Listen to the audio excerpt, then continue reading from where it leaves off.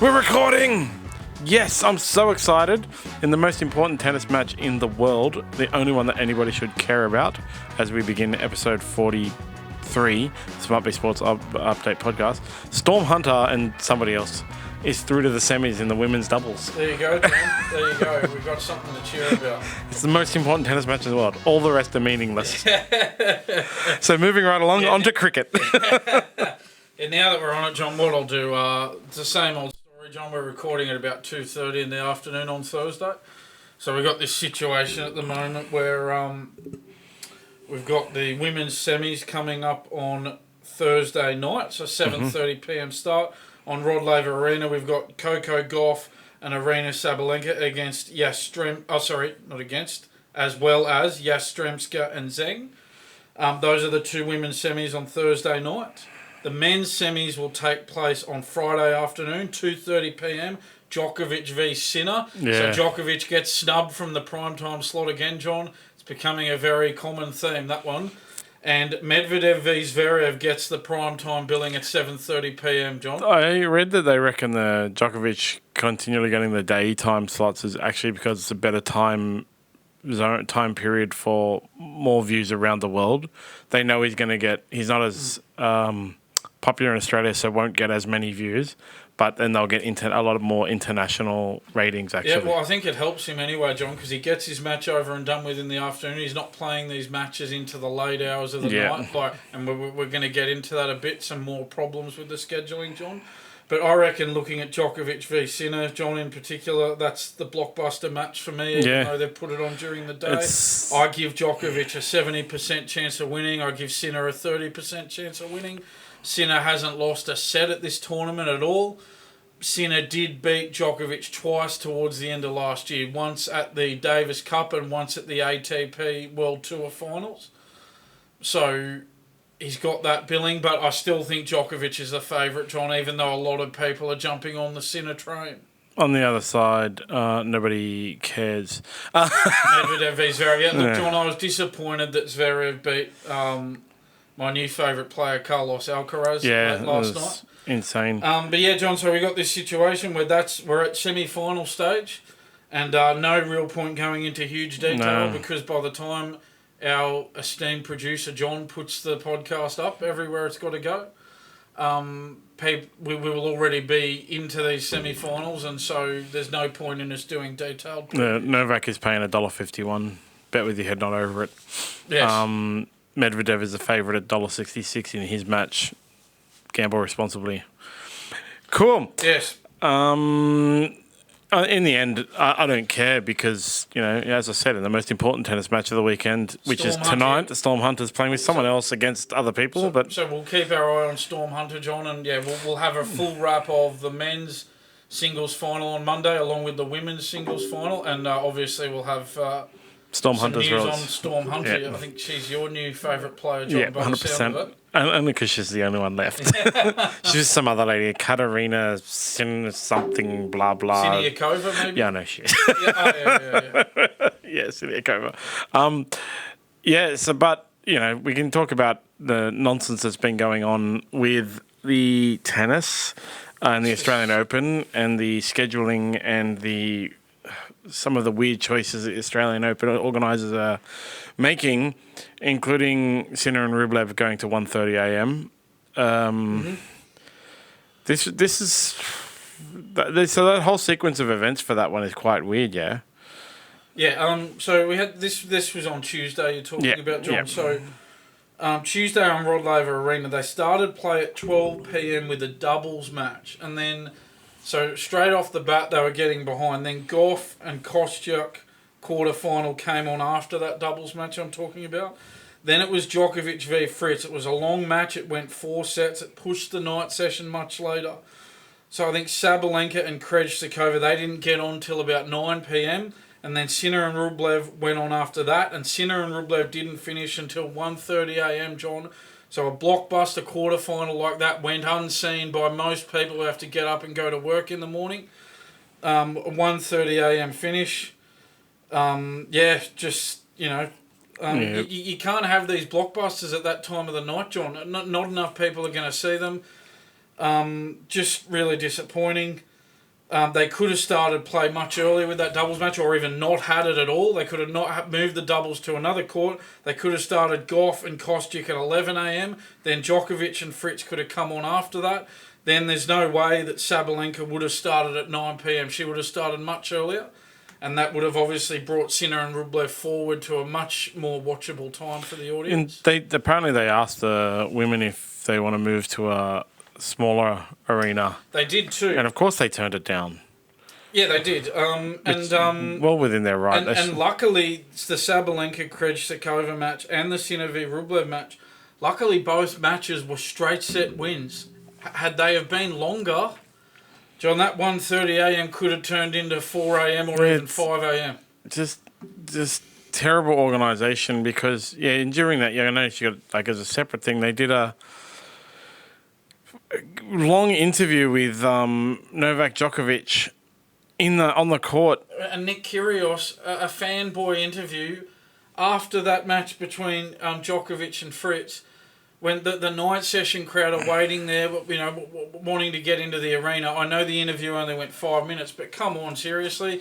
At that point in time, you should be rushing. You should be, pulling out all stops to get that Sabalenka match onto court. Every minute counts, right? Yeah, so you're already 2 hours behind and you decide to have this 5-minute interview on court, which it even looked weird.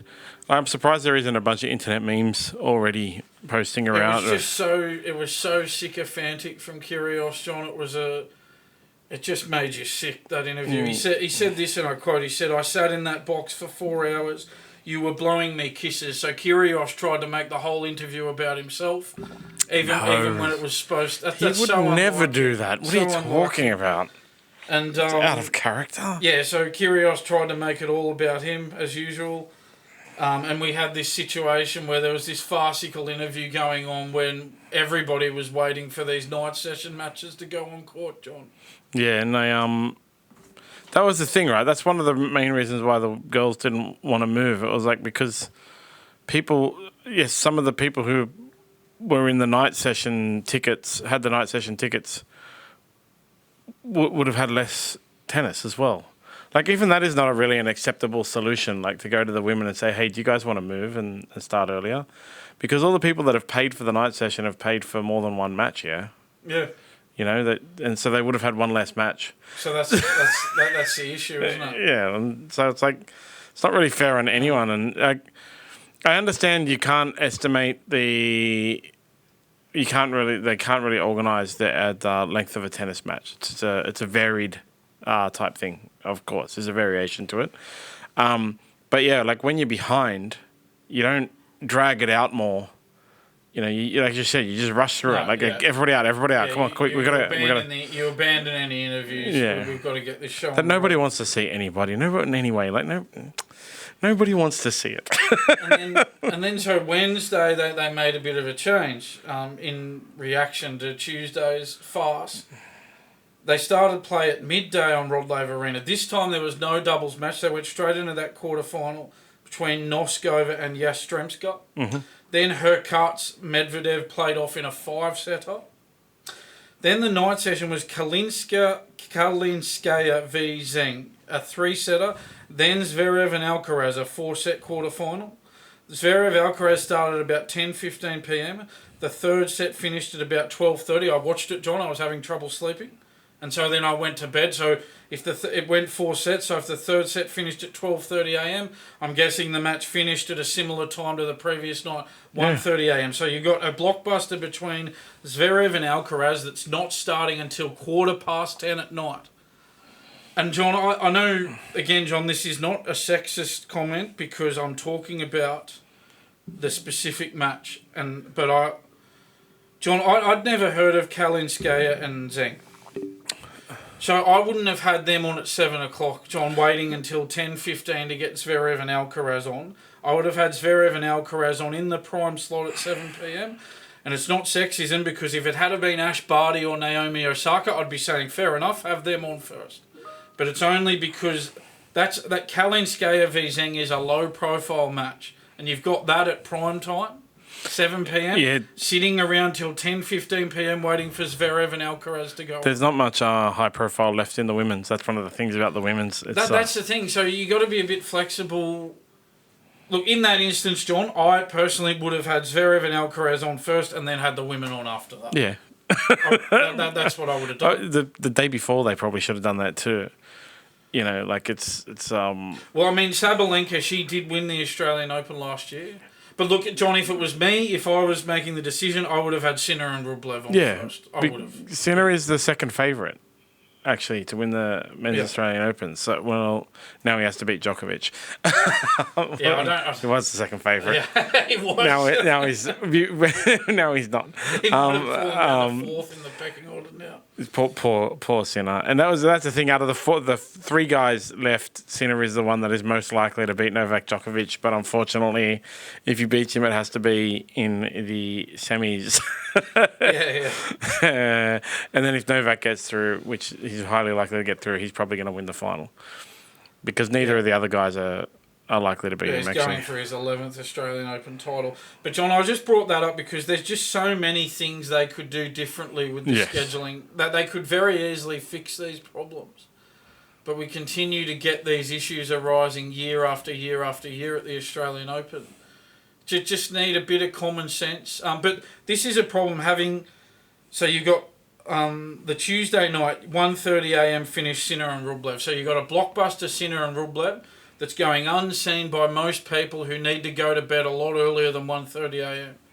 Then you've got a match that would have finished at the similar sort of time, 1:30am, in Zverev and Alcaraz. So you've got two blockbuster men's quarterfinals that are going unseen by most of the viewers who would want to watch the match because they just can't afford to stay up that late because they've got to go to work the next day. I can't stay up that late, man. It'd be different if it was tonight because you got a long weekend. Tomorrow's the public holiday. It may be a bit different, but those matches were on weeknights where people had to get up and go to work the next day. It is a public holiday tomorroh. There you go, John. This is your last act before your long weekend. There's complaints about this every year, and then every year they'll say they'll fix it next year, but they don't. They added an extra day to prevent this from happening. Yeah, and as we said, all the extra day did was add another day onto round one. That's all that was. So as you say, it was a money grab, and they just used the scheduling as a way of explaining it away. There's very simple solutions for it, and it is just to schedule the matches better. Not every match. You could start at 10 a.m. on centre court. Absolutely. That would solve a lot of the problem. There's no reason not to. Like, there's really no reason not to. If people are going to go at 12, they'd be happy to go at 10. You know, like, that's the thing. They'd be fine to go at 10. There's no reason not to. Anyway, like, it's just, we'll see it again next year, probably. And continuing on with the theme of Nick Curios. So, John, he's come out and said he's basically, I think we can pretty much write off that Curios is going to come back and play. He's given an interview where he's basically said, oh, look, I'm focusing on other things now. There's other things in my life. And somebody who struggles for motivation as much as he doesn't need much of an invitation not to play again. Yeah, so that's what he said yesterday, right? And he won't be playing won't represent Australia at the Olympics. He's got other things in his life. Today, and then the news published a whole bunch of stories saying that he was that he was retiring, and he woke up this morning and backtracked on everything. Did an Instagram post saying, I'm not retired, it's all lies, why is it fake news, and all that kind of thing. Because he said it. Because you literally said it yesterday, dude. Like 12 hours ago, you said it. But,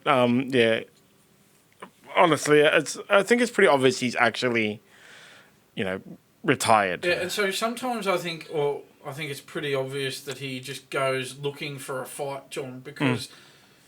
He's brought up this. He's got it in for the 2016 Rio de Janeiro Olympics Australian team chef de mission, Kitty Chiller, and he said this is his quote: "The way I was treated by the AOC and former chef de mission Kitty Chiller will never be forgotten. To ban me from playing at the 2016 Rio de Janeiro Olympic Games was a disgrace. I was number 13 at the time and had a genuine chance at winning a medal." Has anyone told Nick Curios they award a medal to the top 3 in the world, not the top 13? But anyway, he said he was a genuine chance of a medal being at number 13 in the world. But anyway, so that's the thing, John. If he's never going to play again, well, then of course he's not going to be playing at the Olympics again. So he's gone out of his way to pick this fight with out of nowhere. Something that happened 8 years ago, he's dredged it up again. Who is he going to beat? Andy Murray, Juan Martin Del Potro, or Kai Nishikori? That's who got the 3 medals at the 2016 Olympics. Which one of those at the time was he going to beat to win the medal? And you could probably look. There's probably some other players who missed out on the medal who'd be in front of him as well, John. Yeah. Well, there's at least 12 players in the world that were in front of him at the time. and the other thing Curios said, John, was he basically... sorry, I've got the quote. Oh, Novak Djokovic was in it, but he lost to Del Potro, actually, funnily, in the first round. Rafael Nadal was in there, lost to Del Potro. Yeah, right. Yeah. Yeah, so this is some more quotes from Curios, John. He said... this is his quote. He said, "It's why my manager brought it up. Talk about Kyrgios' future." Kyrgios said. He said, "This could be you from now on if you want it to be. I could travel the world making really good money commentating on the sport, doing things like I am now with my talk show, interviewing guys like Gordon Ramsay and Mike Tyson. That's a life people wish they had. Even the players on the circuit would love to be doing what I'm doing now, but they have a different way of thinking. They don't have the global reach that I do. Otherwise, they would be doing it too. Their entire world revolves around playing tennis, and that's never been me." But wake up this morning and deny he ever said anything, and he wasn't even going to retire. And I think, at this point, I'm starting to think Nick Kyrgios is just a click farmer. His whole entire life is just dedicated to farming clicks, and I'm just starting to think we should ignore him, and that would be the worst thing ever for him. Yeah, John, he's not playing at the moment because he's too lazy to do the rehab and get back. He's too lazy to do the hard work. That's the whole reason that he's not on the court at the moment. It's got nothing to do with what opportunities are out there aside from tennis. And so he's just trying to make out like his life now is better than it was when he was on the tennis court because he wants to feel better about himself when the reality is that he's just too lazy and doesn't care. Well, I just think he's always going to be that guy that was that dude that hung around tennis players that could kind of play tennis. But really he's an OnlyFans influencer. That's all he really is now, an OnlyFans fan influencer. He's actually basically a social media influencer rather than a tennis player. Yeah. And social media influencer is widely considered by society as the lowest form of person. So, I'm not surprised, John. It's the number one most sought after job in America by American youth, apparently. I think it was number 5 by Chinese youth. And actually in China it was doctor, lawyer, sports star, social media influencer. So you don't know how much that's actually rewarded by the government. But anyway, he's but anybody who aspires to be a social media influencer like Nick Kyrgios, and that's basically what he is looked down upon by everybody else in society. Yeah. There's no social media influencers that people like, even the nice ones. Yeah. The only reason he's not playing is because he's too lazy to do the rehab to come back, because he's a lazy underachiever, John. Yeah. That's the reason he's not coming back. That's the reason he's not playing. It's got nothing to do with what he's doing in the commentary and everything. But in typical Nick Kyrgios fashion, he tries to make himself look good by saying that he's doing what all these other players who are actually playing on the tour would want to do. What you reckon you reckon Djokovic and Sinner, you reckon they'd rather be commentating than playing in this semi-final they're going to be playing in tomorrow? Give me a break. Who does this guy think he is, John? What's Djokovic's earnings? Oh, John, something like 400 million or something. He'd have at least $500 million to his name at this point. His prize money is $180 million. Normally, the net worth is 4 times the prize. Yeah, because sponsors and endorsements and stuff like that. So, do you want to look up Djokovic's net worth? Look, John? this is a thing about life, right? Nick Kyrgios. people do what they can afford. Yeah, $240 million. Oh, jeez, I thought it'd be a lot more than that. Yeah. Because Federer's a billionaire. Anyway. No, I think that one was wrong. Yeah, he'd have more than 240 million. Yeah. 8 richest tennis stars of 2023. That's coming up. But yeah, like, people do what their money can allow them to do. Yes. You know, all those people that always say, if I won the lottery, I'd still work. You'd walk into work, and as soon as your boss asked you to do something, you'd walk out of work. So a lot of people bomb their lotto money, don't they? Oh, yeah, absolutely. And they're back at work in a few years' time. And so, like, all those people who are tennis players that are currently playing, he mustn't have, maybe he doesn't have many endorsements, actually. He sits around 280. Roger Federer, 600 million. Strangely, Ian Turiak is the richest tennis player ever. Yeah, right. With a net worth of $2 billion. Yeah, I'm guessing he's done. That's investment. He's done well in the business world. But yeah, like Novak Djokovic, Rafael Nadal. You look at how much Rafael Nadal tried to get back. Okay, Rafael Nadal is in the top 8 richest tennis people, right? He's worth 300, somewhere between 220 to $315 million. Do you think if Rafael wanted to go and do podcasts or whatever Nick Curios thinks that they all want to be doing, he couldn't go and do it? Yeah, I think. What did he do? He tried really hard to come back from injury when his body is so broken that it's hard to come back from all injuries to play tennis. That's right. I don't think Rafael Nadal would have any trouble lining up a commentary gig or a podcast gig anywhere, John. Somehow. Like, even if he couldn't speak English, which he can, he couldn't when he first started, but he can, he could go and do Spanish commentating. Like, if I had the choice of Nick Kyrgios and Rafael Nadal as an organizer, a tennis organizer for commentary, of course I would pick Rafael Nadal. You know, and that's he's just Nick Kyrgios. Like I said, he's just an Instagram influencer. That's all he wants to be in life. And so he's too lazy to come back. He won't do the rehab to get back, and then he says, I'm doing what everyone else would want to do anyway, and then we all know that he's not going to play again because he just can't be bothered to do the work to play again, and for whatever reason he's gone out of his way to bring up something that happened 8 years ago with the AOC to say that he's never going to play for Australia again or represent Australia at the Olympics again. Well, if you're not going to play again at all, which you're not, Nick Kyrgios, then of course you're not going to be playing in the Olympics again. You're not playing again. You're not going to come back and play again. So you're not going to be in the Olympics. You have to qualify as well. Like, there's no no guarantee that he would have even qualified for the 2016 Olympics. Well, he says he was 13 in the world at the time, and his best ranking was 13, so it might have been at that time, John. I'm not 100% sure, but his best ranking is 13.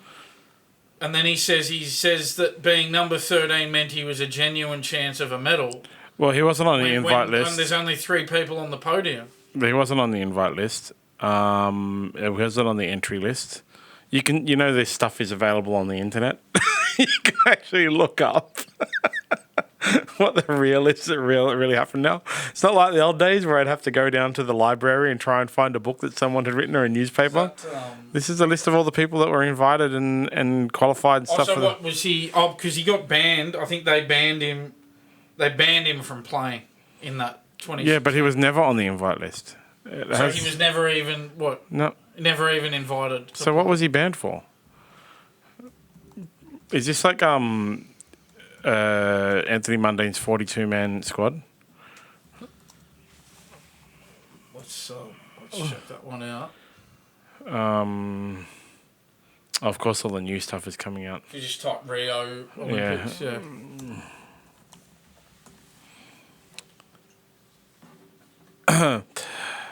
The 28-year-old former Wimbledon finalist also made himself unavailable for consideration for the Rio Games after chef de mission Kitty Chiller said his behaviour was being monitored ahead of team selection. Okay, so she said his behaviour is being monitored and he's pulled out. 2nd of June 2016 news article. Tennis star Nick Kyrgios has pulled out of the running for Australia's Rio 2016, citing unfair and unjust treatment. He pulled out. because they said we had to monitor his behaviour. He was actually world number 19 at the time or so, not 13th, just so you know. Just because he says it, you don't take it as gospel. You have to check. Like I said, the internet is here. You can look at stuff like that up on the internet. We can fact check it in real time, bro. If he was on the podcast, he would have just gone... Just got shut down. I think it would be interesting. Oh, gosh. I don't know, man. I have no interest in talking to that guy about anything in life. I actually know, one proper Instagram influencer. He's such a cool guy. Has hundreds of thousands of followers and stuff, and he's really nice, and it's part of his job and life and stuff like that. But I still look down on him. Like I said, even the nice ones, we still look down on. But moving right along, let's forget about Nick Curios. If I'm telling you, we got to start ignoring him, and then he'll disappear into obscurity. So, in an Alex de Minaur... Channel 9 have been slammed over a bizarre graphic they had in the lead up to Alex de Minaur's match the other night against Rublev, John. So, apparently, John McEnroe in the commentary was running through Alex de Minaur's keys to victory, and a graphic came up, and one of the dot points, the third dot point on the graphic said, "Win more." Yeah. That'd be a good idea, wouldn't it, John? So what we've got to do is we've got to control the, when they say he's got to control the court and get around it more quickly and get to his balls on time and stuff like. It's just thanks, win more. We have this thing in jiu-jitsu, right? When you're in the corner, it's in all combat sports in the corner. Say in jiu-jitsu you get 2 points for a sweep, and just say your athlete is 1 point down, you'll see some coaches going, "You need to get a sweep." It's like, thanks, bro. I didn't know that.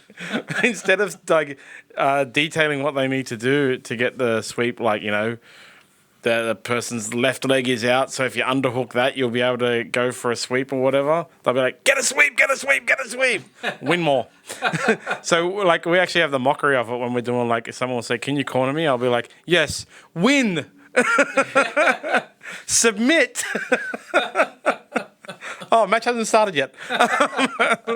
Win more. Win more. Great Thanks. advice, isn't it, John? Thanks. That's heaps helpful. Great insight. Win more. Okay, cool. Luckily, he knew. They let him know that. I hope they. Hopefully, he got the message, John. Didn't help him, unfortunately, in the match. But anyway. Sad. But Storm Hunter's still there. Yes. And yes, of course, Leighton Hewitt was inducted into the Australian Tennis Hall of Fame. Yeah. Instead of tomorrow.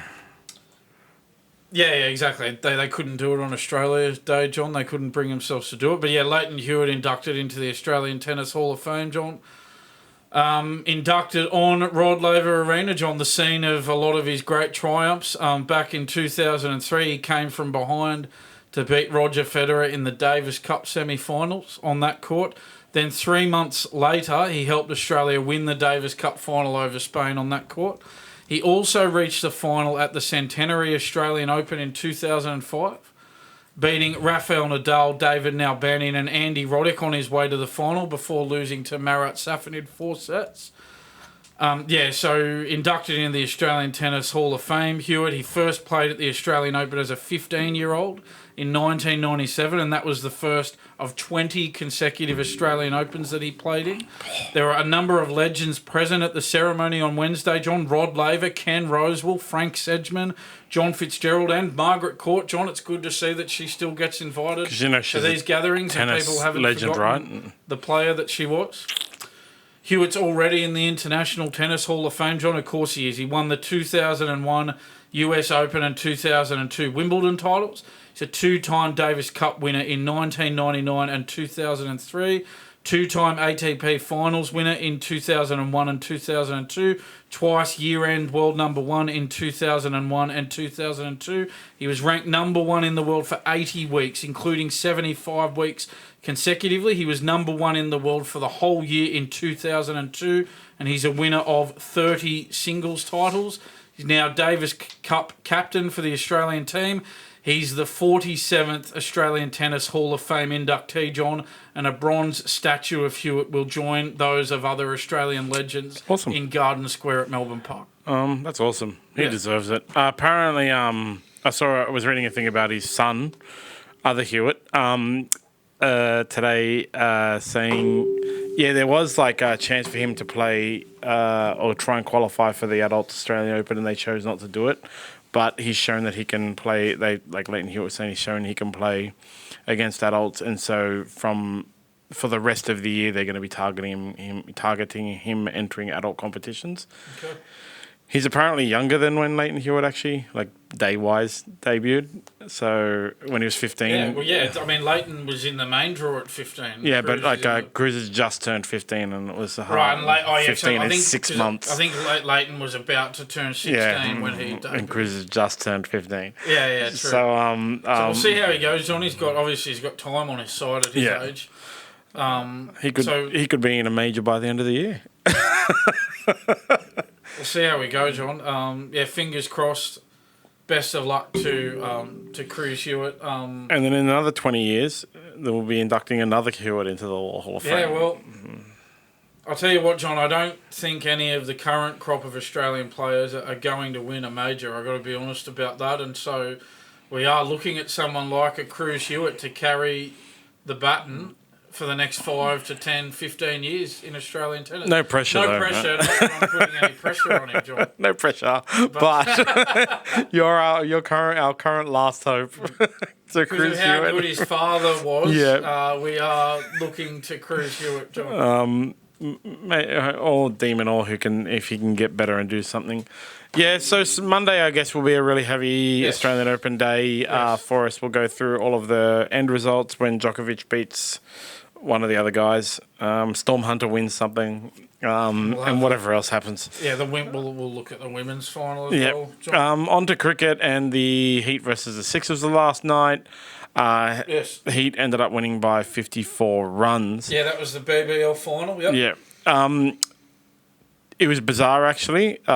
Sydney won the toss and elected to send the Heat in to bat. Yes, and they're the best defending side in the BBL. So they're the best at batting first and defending the total, but yet they won the toss and decided to bowl first. Yeah, and so it was apparently all downhill from there. There was one amazing catch in there. Match, which is going to be a highlight reel for the rest of eternity, but that's the end of the BBL for the year. It had a large increase in crowd numbers and ratings, apparently. Increase in ratings. Yeah, increasing. Yeah, and there is now talk of what they're going to do next year to improve the overseas players staying around. One of the things that I saw mentioned, because this year there was something like they each got to pick one international player to play for their team as a draft, something, blah, blah. And only 4 out of the 10 players actually played. It was... But next year they're working on something to keep those international players around to make the BBL more attractive. Yeah, just some notable mentions here, John. Yeah, the Heat made 8 for 166 from their 20. Josh Brown made 53. Matt Renshaw made 40. He's sort of been in and out of that test squad, John. 8 for 166 there.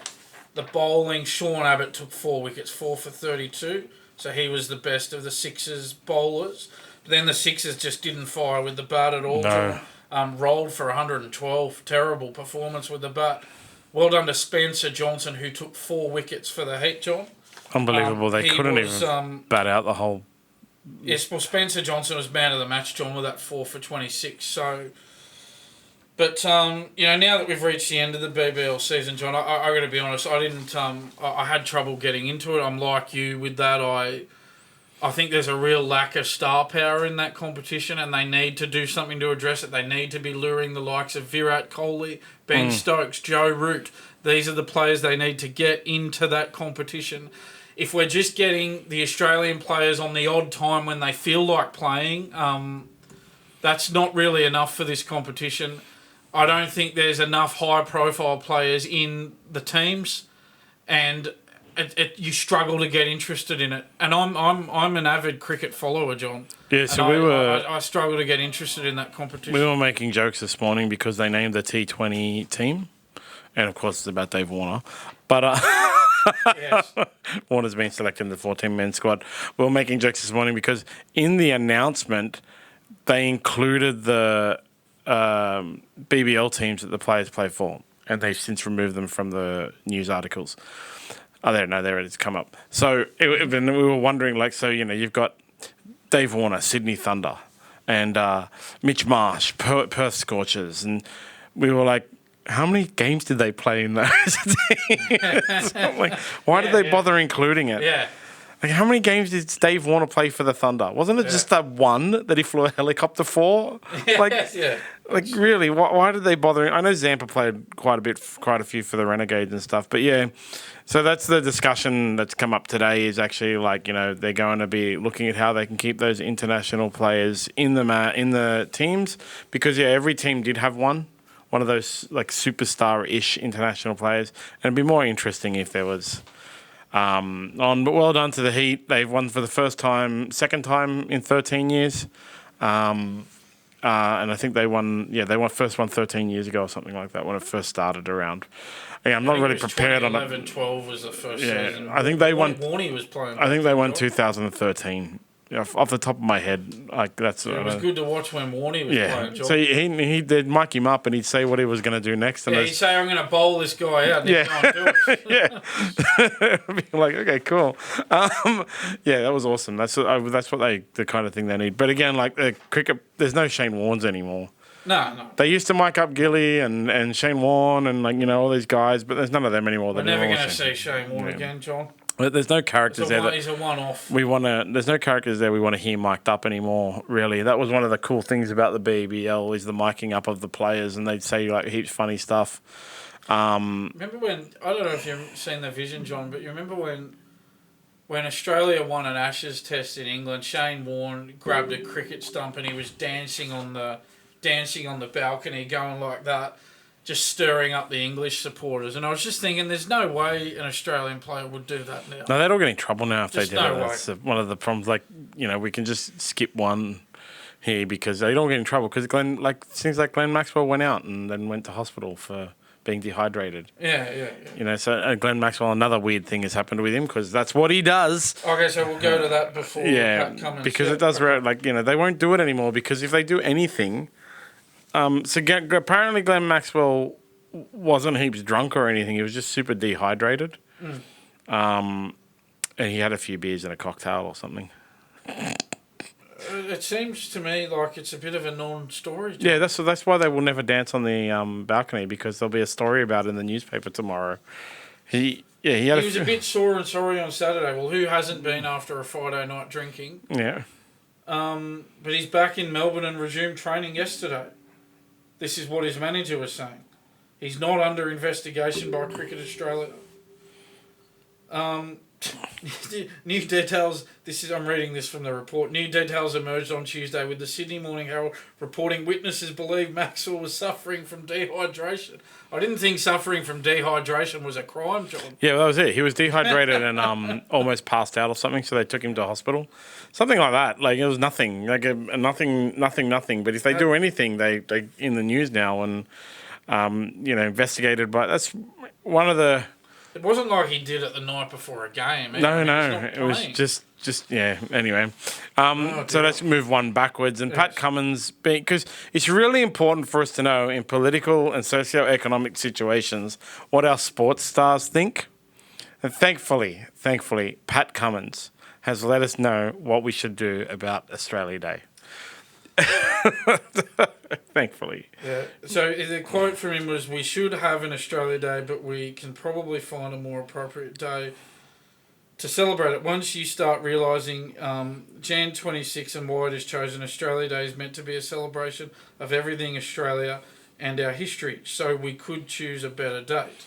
It doesn't matter what date they choose. I went through this a few years ago in an actual official debate situation, like a discussion, a roundtable thing. And somebody suggested a date. It was really like they were saying in the news it was a date. And there was a guy there in the roundtable that said, that's the date of the start of the Armenian genocide. And I'm an Armenian Australian. And we actually have a really solemn day on that day. It's basically like Anzac Day. And you want to have boozy Australians running around celebrating Australia Day while we're all thinking about our parents and grandparents and stuff that were murdered during genocide attempts. It's like, whatever day they pick, there's going to be some offence to it, no matter what, to somebody. Because that's part of what Australia is a multicultural country. Mm-hmm. You're always going to find some issue. I think Pat Cummins. It's the problem is, John, we have a Prime Minister at the moment who cares only about going to South games, getting his photo taken with Bill Gates or eating ice cream at the tennis, and doesn't care about much else. So when you've got a Prime Minister like that, it's no surprise that the Australian cricket captain is being asked these questions by the media. But that having been said, Pat Cummins needs to realise that the media are not asking him because they really value his opinion on the matter. They're asking him because they want a headline. Now, I think Pat Cummins has done, he's done well in his life, John. He's really good at bowling a cricket ball down a 22-yard cricket pitch. And thankfully for him, there's a lot of money to be made if you are very good at bowling a cricket ball down a 22-yard cricket pitch. And he's done well for himself in life, and look, good luck to Pat Cummins for that. But, I mean, John, that's where his expertise starts and ends, at bowling a cricket ball down a cricket pitch. As I said, Pat Cummins is good at bowling a cricket ball down a 22-yard cricket pitch. I like watching Pat Cummins bowl a cricket ball down a 22-yard cricket pitch, but I don't care what Pat Cummins thinks about the Australia Day date. Usman Khawaja is really good at hitting a cricket ball with a cricket bat, but I don't care what he thinks about the Israel-Palestine conflict. Yeah, well, it's okay, though, because we're all safe now. Taylor Swift is going to save us from Donald Trump. Pat Cummins is going to save us from the issues surrounding Australia, and Usman Khawaja is going to resolve the Palestine-Israel conflict. The world is safe, guys. Sports stars and pop stars are going to tell us what to do and save us from everything. Like, seriously, just... He's the Australian cricket captain, and he's probably the best bowler in the world. And, I don't know whether that's... Has that given him, a sense of hubris where he thinks he speaks with authority on matters such as the Australia Day date or on climate change? I think him and Khawaja, they're both delusional in that they think that their prowess on the cricket field in any way puts them in a position of authority on matters that clearly have nothing to do with cricket. Yeah, I don't know what it is about these people who get like a huge following and then it gets into their head that, like, I have to use my following to make a positive change in these political and socio-economic and other, like, worldwide conflict type situations. It's the people I want to know about, people who can call for Australia Day date change to me are the people who have skin in the game, not some Australian cricket captain dude. I got no skin in the game. That's why I don't care. I keep saying, I always say, like, I just want a public holiday, man. I honestly don't care. I have zero care factor, and I definitely don't care what Pat Cummins has to say about it. I can understand both sides of the argument as long as I get a day off work. But at least you're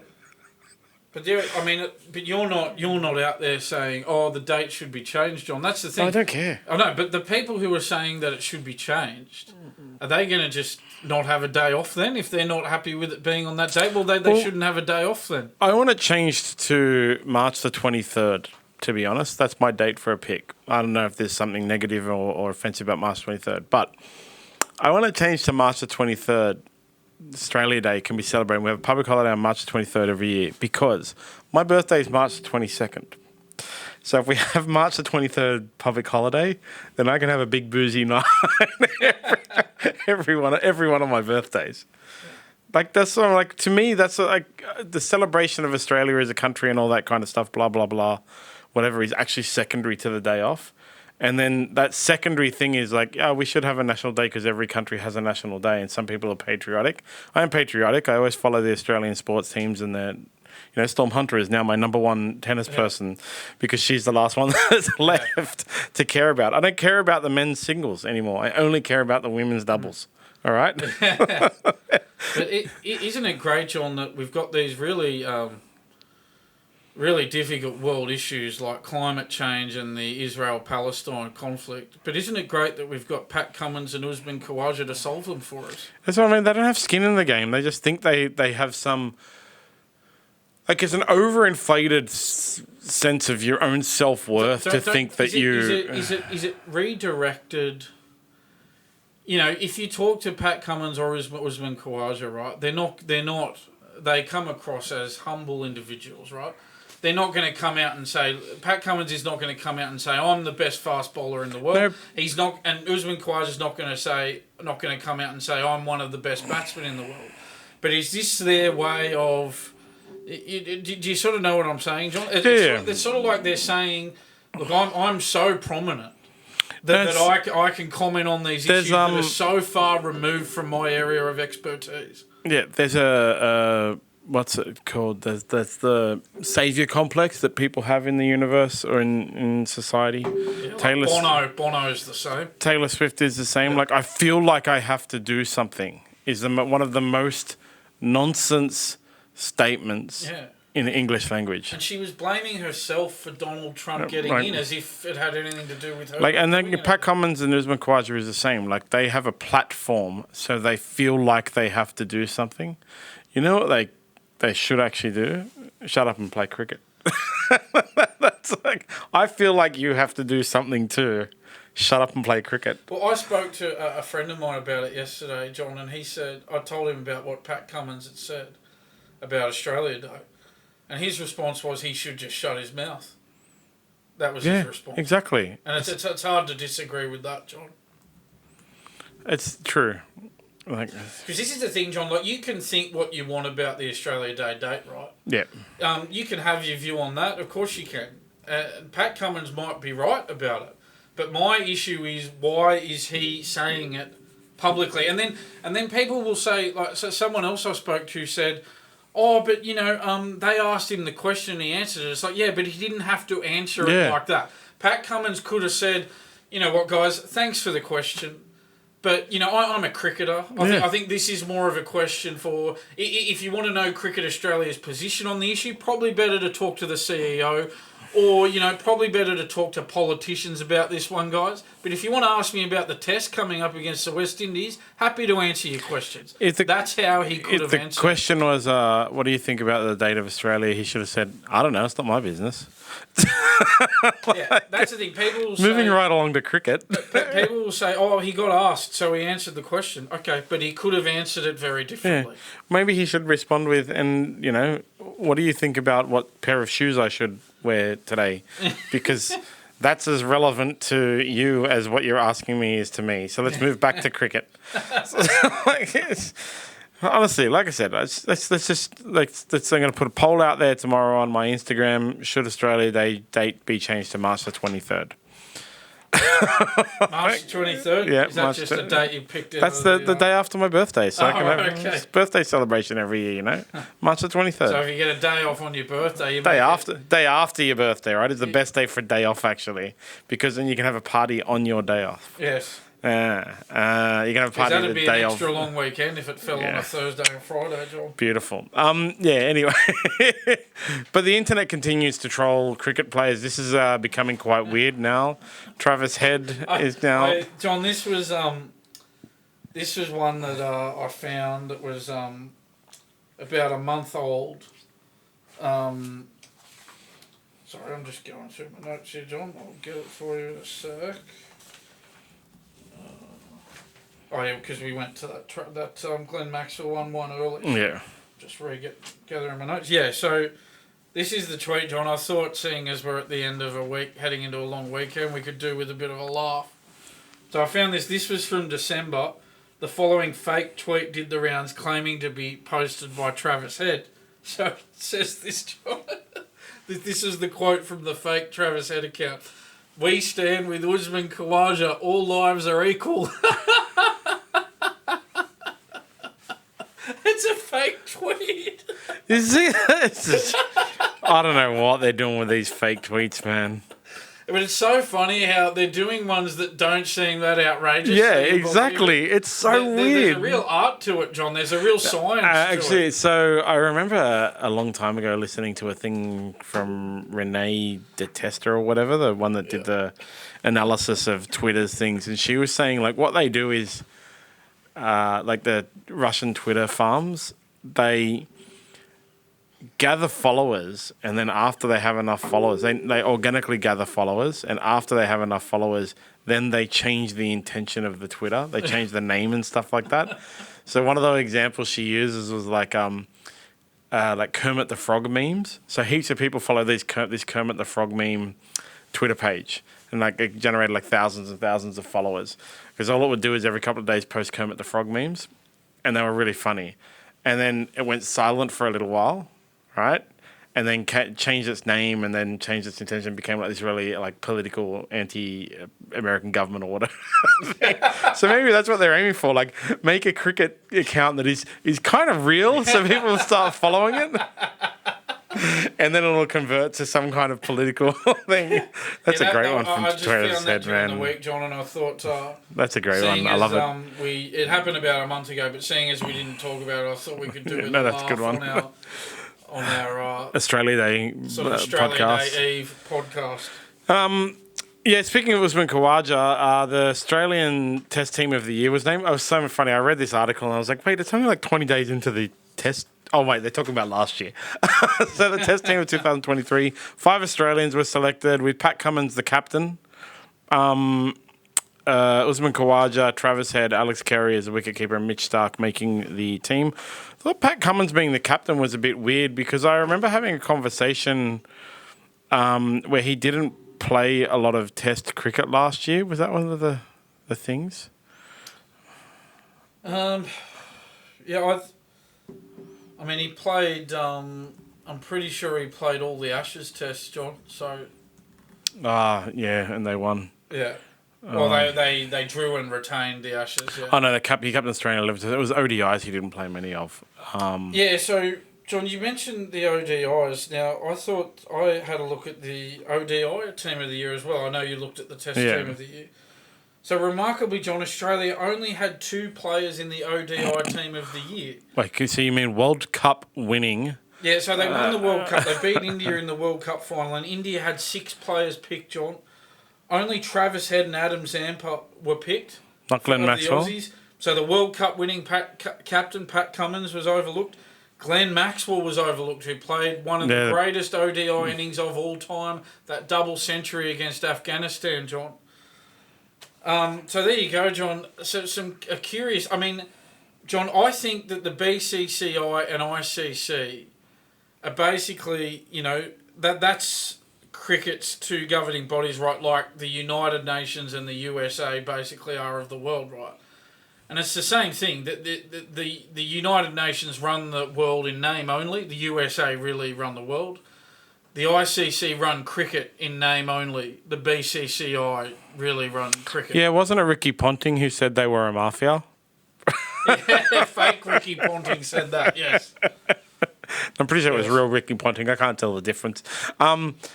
But that is a bit weird. Like, surely Glenn Maxwell, at a minimum, should have gotten a look in, because that 200 was talked about on Reddit and stuff. It was posted in like the next level or human extreme kind of subreddits. Like, it's the kind of thing Australia was 7 for 91. Yeah. Chasing about 292 or 293 or something like that. And Glenn Maxwell hits 201 not out. And with his back spasming as well. That was... Yeah, sorry to go off on that tangent. No. I just saw that. No, it's the same thing. Like, I just saw this today and I was like, oh, okay, cool. But yeah, I'm kind just of bizarre. looking at that Test team again, John. It's great that Alex Carey got the nod, John, after the eventful year he had with Johnny Bairstow. What we know about Alex Carey is he's really good at getting Johnny Bairstow out. He created a lot of publicity, needed a book written about it, and he destroyed England for all time, apparently, because they're still going on about it. That's why he deserves to be in there. Just the last thing on cricket. Did you see this is in the Heat versus Strikers, the qualifier for the finals in the BBL. Yep. Josh Brown, who hit 51 or whatever it was in the final, it got hit 140 from 57 balls. Now it's amazingly equal second fastest ton in BBL history. Yep. But it was 12 sixes the most in Big Bash League innings, in one Big Bash League innings. And he also, in that thing, hit 10 fours. It was a thing to watch. So well done to Josh Brown. He's clearly brought his A game when it's counted and performed really well in these big games at the end of the season, John. So he should have been named in the 2020 squad. Instead of Dave Warner. What more can you do? Instead of Dave Warner. Well, in the Premier 2020 competition in Australia, he's performed extremely well in the finals games. So you can't do any more than that to press your case.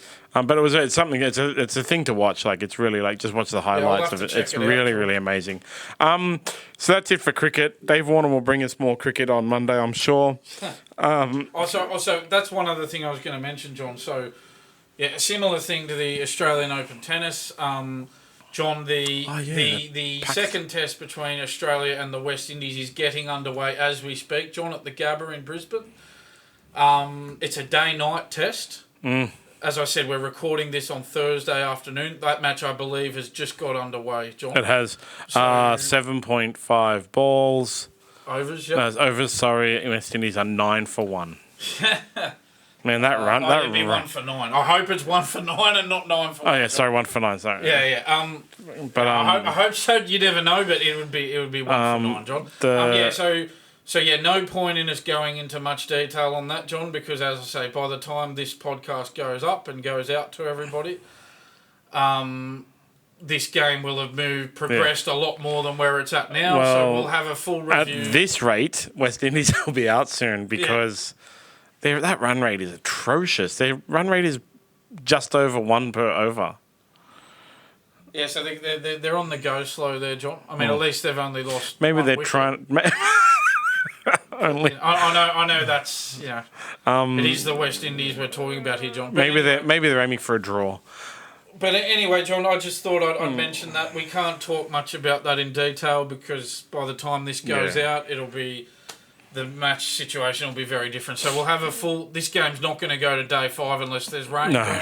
If it doesn't rain, it'll be over by the time our next... One of the things about it, actually, I should bring up is there was some mention yesterday in the news, some discussion around the game starting today.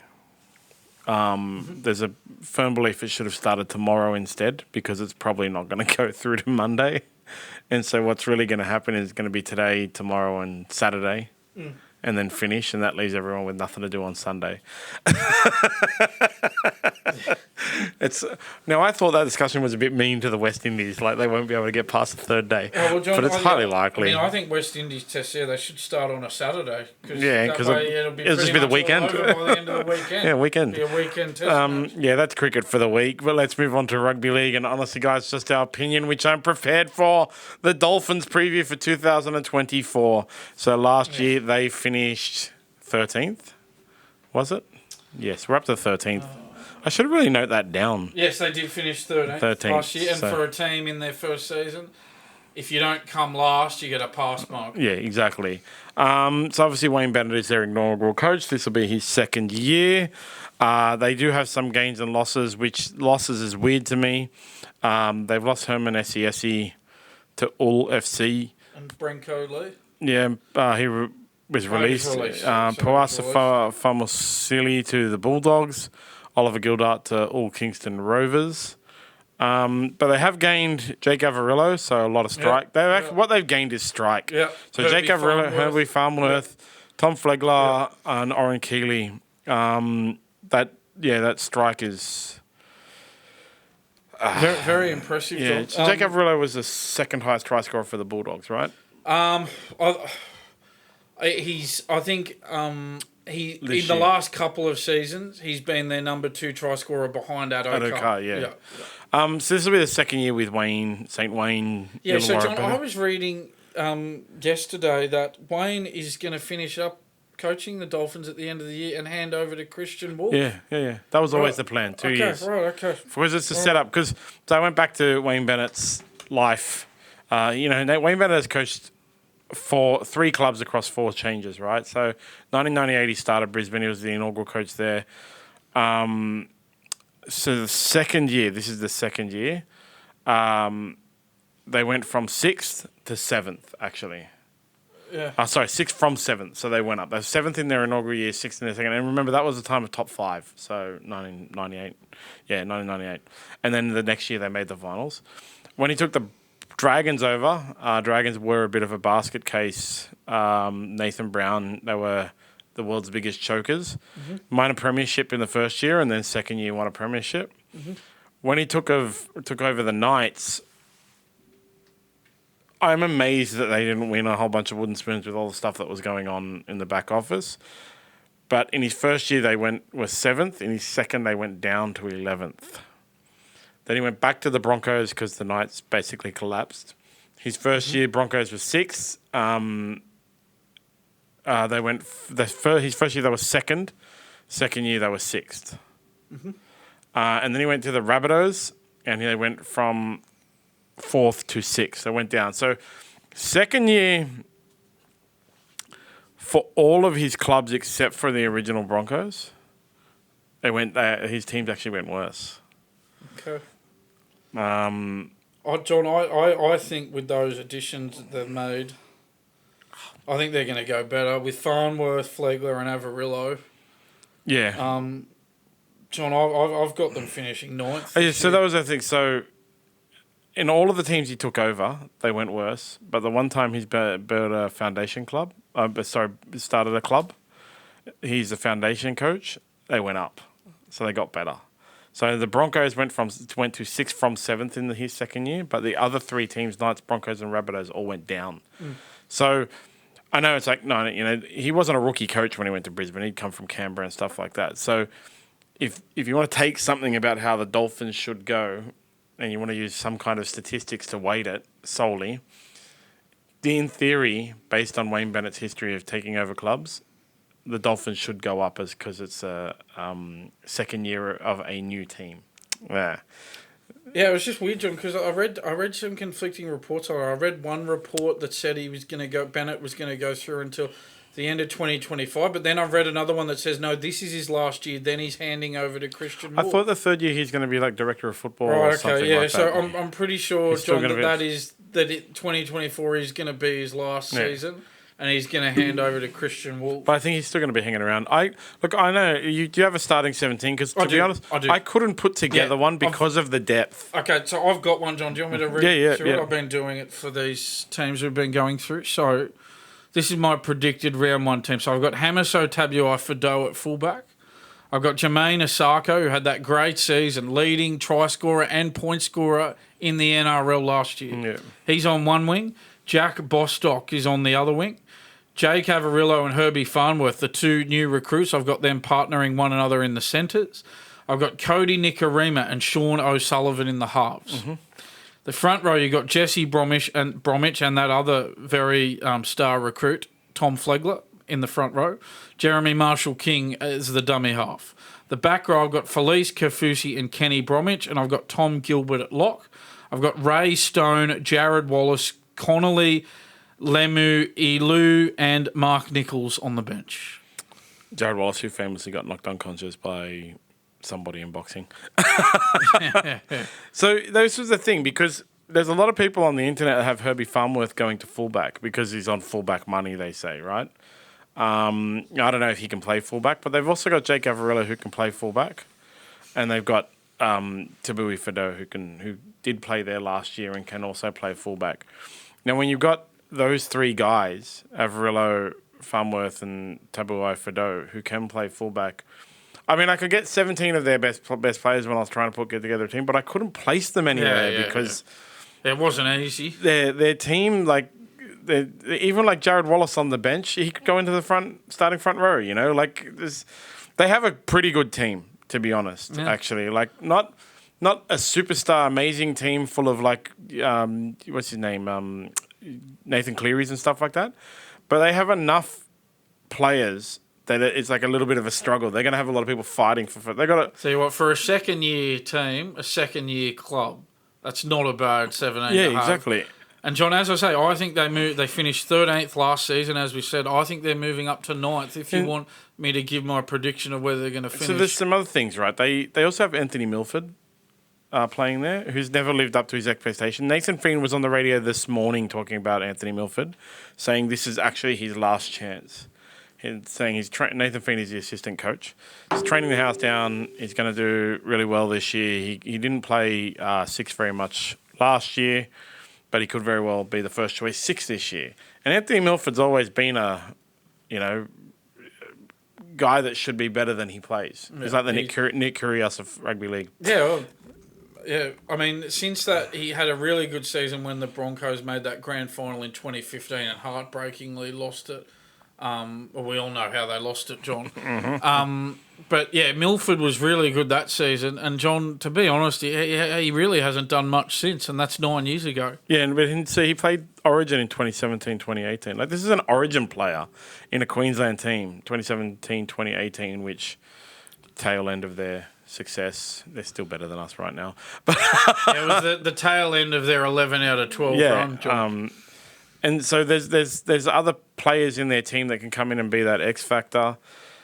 So yeah, they've got a massive amount of depth, which is a huge change from last year. I think that's what they've done. They've bought a whole bunch of players that can play a few spots in the back line, in the forwards, in the starting, in the props, on the bench and off, who will be pushing for spots.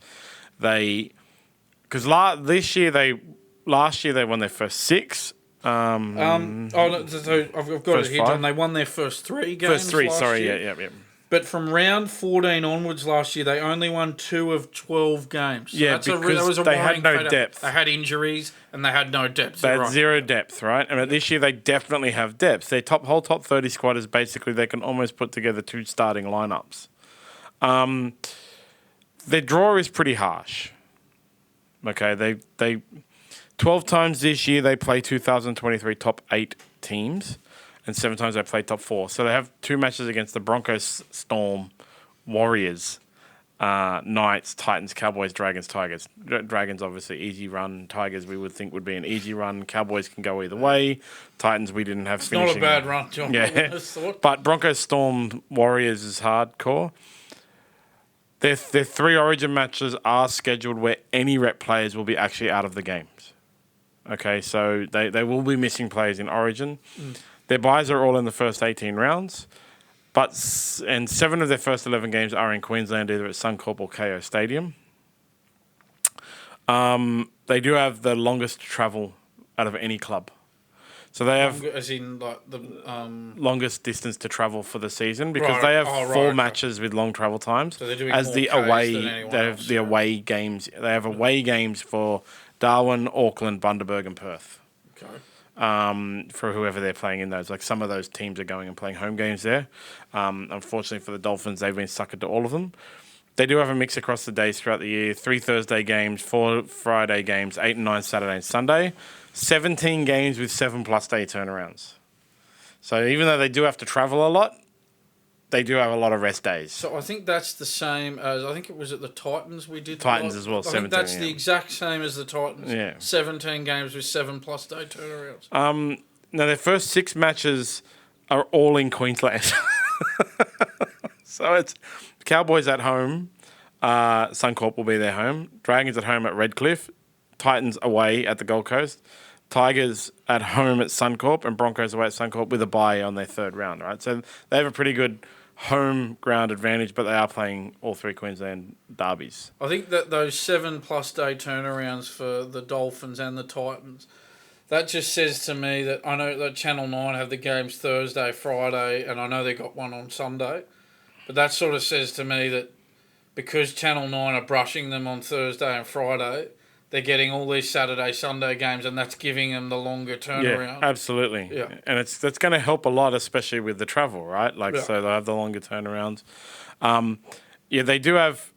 So all their buys are spread over the first 18 rounds, so they only have 8 rounds without a buy, which is also good, much better than the Titans, who have the earliest usage of their buys. Sorry, Don. I've got some injury news for the Dolphins. We've got a few players with a few issues. Connolly Lemuelu, he's battling a knee injury. They're hoping that he'll be right for round 1, but that might be touch and go. Ray Stone's got a toe injury, but we think he won't miss any season proper matches. He's expected to be back for the pre-season challenge, otherwise known as the trial games. And same with Jeremy Marshall-King. He's got a shoulder injury, but we think he'll be right.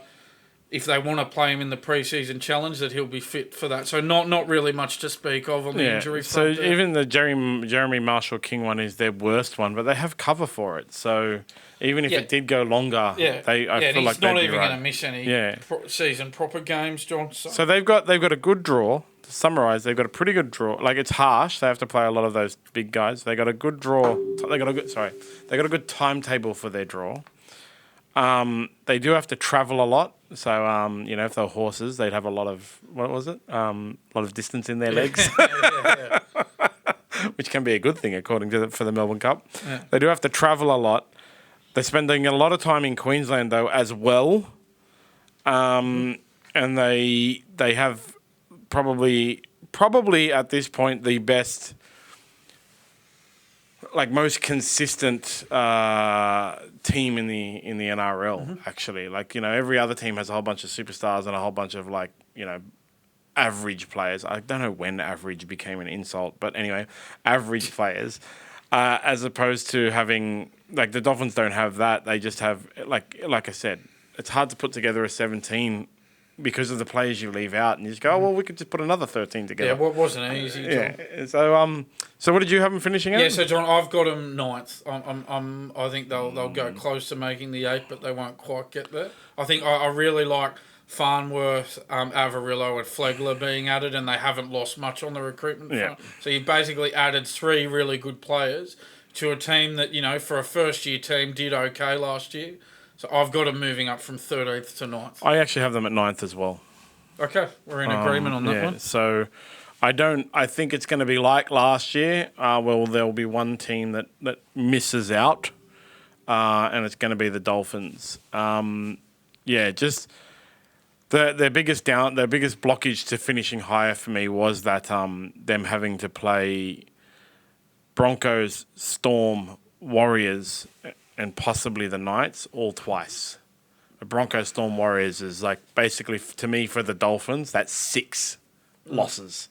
Definitely 6 losses, so... I hope they go well, John. It'd be good for the game if they go well. Definitely. I'd like to see them make the 8, to be honest, but I don't think they'll quite get there. No, it's too much too early.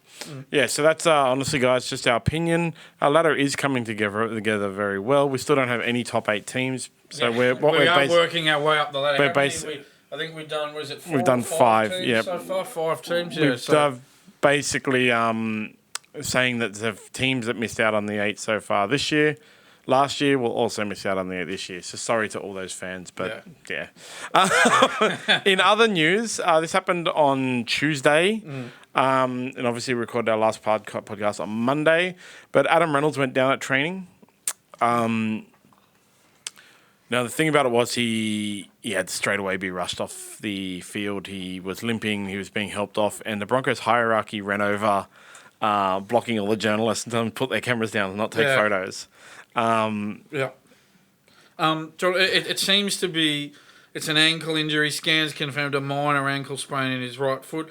He was saying he hoped to return to training by the end of the week. I think he was saying that if this had happened during the season, he would have been battling to play on the weekend. But that's as serious as it is. It's not going to be an issue for Reynolds. He'll be right to go for round 1, John. Look, there are some in Vegas, of all places. There are some foot injuries and ankle injuries that actually don't do anything. Really, there are. I've torn my ankle, one of the ligaments in my ankles 2 days before a competition and still competed. So, but it was a really funny thing, like the Broncos hierarchy running over and going, no cameras, no cameras, no cameras. And reporters going, excuse me? This is the biggest story of the year. What are the cameras there for if they can't report exactly on that? What we're here for.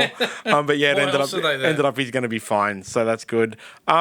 the Ronald Volkman saga has actually been basically put to bed most part. In the end, the RLPA did step in. Clint Newton, the RLPA leader, whatever the hell he is, chairman, manager, king. He loves getting some publicity, doesn't he? He went in the news and said somebody's got to do something, and so the Warriors agreed to pay for Ronald Volkman's surgery because one of the things about it was because he was not registered with any club, he wasn't covered by any medical insurance, and the surgery in private because they all go private. The surgery in private was going to cost $50,000 to get it done. His other option was to wait for the public health system because this is Australia, we have the public health system, and get it done for free.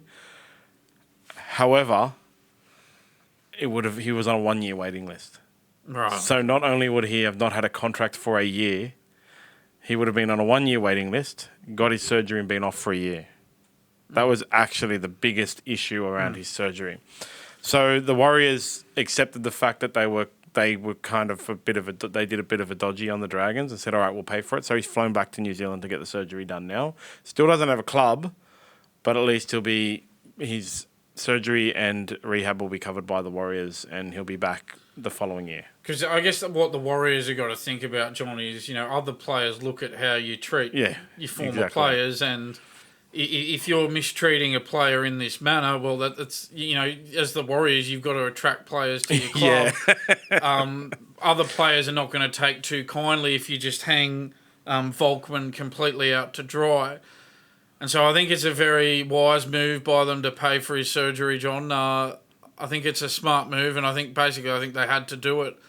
Had they not done it, it would have looked really bad. And had they not done it, if you're another player out there going, well, should I go to the Warriors or not? Well, maybe I won't. Look how they've treated Volkman. Exactly. So one of the funny things I saw about this as well on Reddit, it was a comment by someone else, was what everyone should understand about the Volkman situation as well is he was on a 3-year contract with the Warriors, and he was released by the Warriors, and a $200,000 release fee was paid to him, okay? And he was going to the Dragons to be a future halves option, first-grade halves option.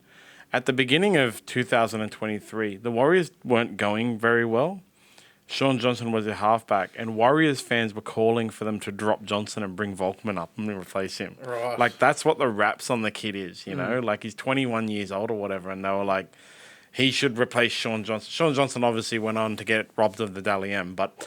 he had a decent sort of season, Sean Johnson. Volkman is like a good enough prospect that they were saying he should replace Sean Johnson.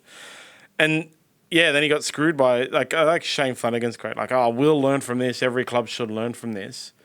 Yeah, what you got to learn is you don't announce a signing until they're signed, actually. Like, that's the number one thing that the bloody Dragons should learn. And what they should also learn is don't screw over young kids who have the potential to be the next Sean Johnson. But, hopefully he can get a contract for the following year. If I was him, I definitely wouldn't go to the Dragons or the Warriors. Maybe the Tigers could use him. Yeah, or, if he can't get a gig in the NRL, England could be an option for him, John. He sounds like the sort of player who would go well in England. Yeah. Speaking of the Tigers, as I just mentioned, segue. This David Nofoaluma contract saga has been going on for a while. He's been terminated, let go completely. There's a bit of a stink being kicked up because of Benji Marshall apparently said to him, if you don't leave, you'll be playing reserve grade all year. And they, you shouldn't say that to players. The only other occurrence I can ever think of that happening was, I think it was Mick Potter said it to Robbie Farah at the Tigers. So Tigers, they're supposed to have changed. So he's gone and he's got no club.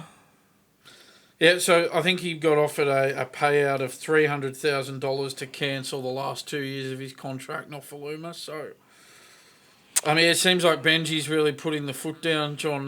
He's not taking any nonsense, that's for sure. So with Nofoaluma, one of the things about him was if you remember, he was lent to the Storm. Yeah, he was loaned, wasn't he? Yeah. I think a trade for Harry Grant, was it? Might have been. Yeah, don't quote me on that. It might have been. COVID's, It might have been, but yeah, there was a loan that went on. Yeah. And it was because I know it was during COVID because they were in those bubbles and stuff. And he went from at the Tigers, that terrible, terrible club, down to the Storm, that very, very good club, and then came back to the Tigers, and since then has been like I saw someone comment on a thing on like Facebook or whatever that called him David Nofoaluma. So there's been like some issues since then, and it kind of seems like that. Like maybe he will. Like Olam is on the outer at the Storm, so maybe the Storm will look to pick up Nofoaluma. I don't know, but Benji Marshall's flexing his muscles. Yeah, I think whoever signs him on, John, they're going to probably get him quite cheap. Yeah. So it might be worth worth throwing him a lifeline. Yeah, I've actually got it here, John. Yeah, so he was loaned to the Melbourne Storm in 2022, playing 6 games. Yeah. So I've got that there. Debuted for the Tigers in 2013, played 192 games for the club. So yeah, he's had some issues, John. So in December, he didn't attend training due to his belief he was receiving unfair treatment relating to the new training methods there. Arrived late for another session a couple of weeks after that. Received a breach notice in 2021 after turning up to training hungover following the ex-chairman Lee Hadjibentella's daughter's wedding. I've been to work hungover, been sent home drunk as well in my life. So obviously it looks like a lot's going on behind the scenes with Nofoaluma here, John. So he was at Lee Hadjibentella's wedding. So his maybe, daughter's wedding, yes. So maybe he was a remnant of the previous regime that's been sacked as well. Like it's just more of that getting West Tigers getting rid of all of the negative energy around their club, and we'll see how they go, and we'll see how he goes. Obviously they're going to know a lot more about the situation than us. We're outsiders looking in there in the inner sanctum, and Benji's made this call. So in time, we will see if it was the right call or not. Now, this amazing story came out today. It's amazing, right? So Tavita Pangai Jr., who retired from rugby league to take up boxing, has announced that he may be making a return with the Broncos. For half a season after finishing his currently contracted 2 boxing matches. Oh, wow. Yeah. So John, why do you think... So it's fair to say that we would have always thought this was going to happen, right? That he was going to do boxing and then he was going to come back to rugby league at some point. So why was it that when we talked about it, this happened obviously a number of months ago, John, and when we discussed it, why was it, do you think, that the Bulldogs let him go the way they did? Like you can leave. We'll let you out of your contract. You're not going to get paid. You can go and do boxing. Why do you think they did it like that? And why didn't they just send him to another NRL club straight away? I have a suspicion that he was at the core of the issues with Cameron Ciraldo.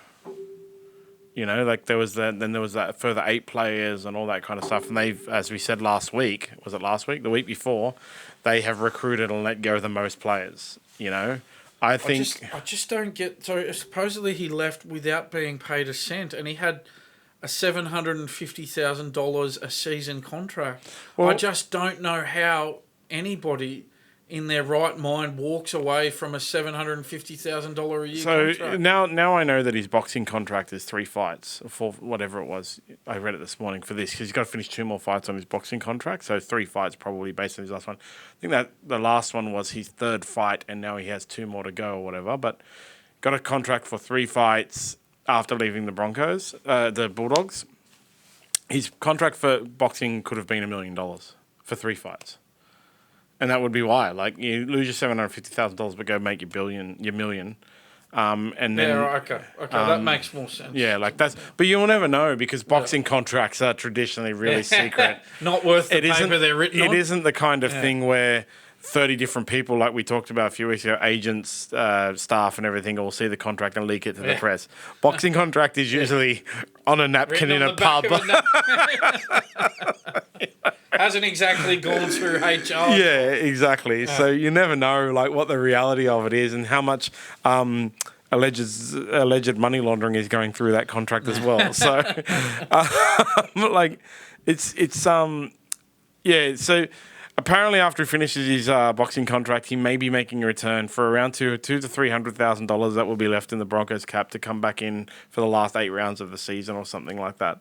That's beyond weird as well. He is living up in Queensland, but it is beyond weird. He does have a few players that are at the Broncos, unlike the Bulldogs, that still keep in touch with him from when he played there before, like Payne Haas and stuff like that. So it's I honestly, if I was the NRL, I wouldn't register his contract. Oh, John, you just... And you get so little out of him as a footballer. He's got all this size and all this promise in the world. Tell you what, you said Anthony Milford was the Nick Curios of the NRL. I reckon Tavita Pangai Jr. would be pretty close to it. Would be in a similar vein there, John. Absolutely. TPJ actually talks more than Anthony Milford does. Anthony Milford just goes about his business. So maybe TPJ is a better Nick Curios of the NRL that's candidate. So yeah, that came this morning, and I just chucked it on there this morning. If you didn't have, because that's why you didn't have time to look it up and stuff. But I was like, Jeebus, this guy, he's like the Dave Warner. That's it for rugby league. Again, Dolphins, we had both finishing 9th. Onto AFL, you managed to find some news. I couldn't. John, this was a really strange story, and thankfully it's had a good ending to it. So triple premiership. Geelong legend and Norm Smith medalist Steve Johnson, he's come clean on a terrifying incident which saw him rushed into emergency surgery with a stab wound. The Border Mail on Tuesday first reported Johnson suffered a deep wound to the stomach on Monday night after a sharp knife in a bag he was carrying accidentally stabbed him as he was attempting to open a gate at his property. The Herald Sun on Tuesday night stated that a neighbour, a nurse, promptly tended to Johnson and crucially gave Wangaratta Hospital a heads up that a patient with a significant wound to their stomach was on the way. So Johnson underwent successful surgery and while still in hospital is expected to make a full recovery, an incredible outcome considering there were initial concerns he could have been killed, John. Oh my God. And Johnson was quoted by the Herald Sun as saying it was the first time where it crosses your mind or being in that mindset, I might be dying here. There's one of the things about stab wounds, we talk about it at martial arts all the time, right? The way stabbing works is you'll either be really, really, really unlucky and get stabbed and die, or you'll be really, really, really, really lucky and get stabbed and you can get stabbed like 5 or 6 times and you got heaps of time to get to hospital. There's only 2 ways it goes, you know, you're either really, really, really, really lucky and you don't get something that instantly kills you, or you're really, really, really unlucky and you get something that instantly kills you. And that's a lot of the time why you see news articles about, stabbing murder in blah, blah, blah. They were stabbed 22 times because the person just had to keep stabbing them, so he's really lucky. Like, basically, he's really, really, really, really lucky because he got stabbed and didn't hit something that would just kill him instantly. Yeah. Like, stab wounds, you can bleed out in like 10 seconds and things like that. You know, it's crazy. And, they had that thing, like, you don't pull it out because it might make you bleed. So you sort of got to leave it in. Yeah, well, there's more to it. I learned in first aid like 20 years ago. You get the thing on the thing, like, don't pull it out, but you have to wrap some stuff on it to keep it still and all that kind of thing. You think it's so sharp that he accidentally stabbed it. Imagine slight movements would cause it to kill around. He's so lucky. So I'm glad he's okay. Yeah, that was an accidental stabbing. Yeah. Imagine an intentional one. Yeah. So Johnson, he played in those 3 Geelong flags between 2007 and 2011, John. Yeah, they won in 07, 09 and 2011. Kicked 516 goals from 293 games with the Cats and Giants, was awarded the Norm Smith Medal in the 2007 Grand Final, named an All-Australian 3 times.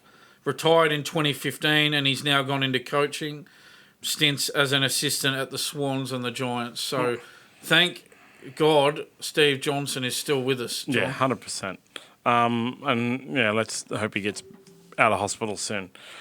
That's it for AFL. We can only ever find one story during the season. Obviously, we'll have game previews and game breakdowns, but the AFL, they really control the media.